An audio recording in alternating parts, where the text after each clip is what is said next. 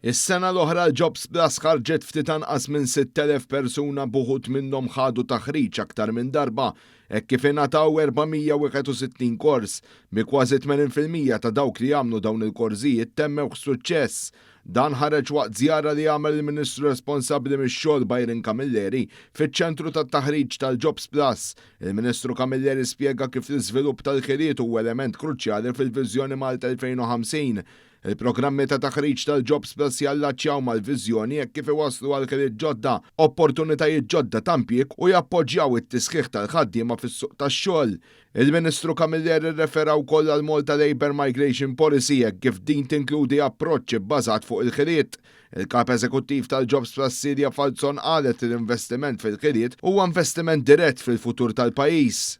Min ħaddem jekk jixtieq itep il-ħiliet tal-ħaddiema tiegħu jista' jaffiċinana u naħdmu jitfit mal-ħaddiem u jitfit ma' min iħaddem biex niżviluppaw korsijiet ta' taħriġ għall-ħaddiema tagħhom.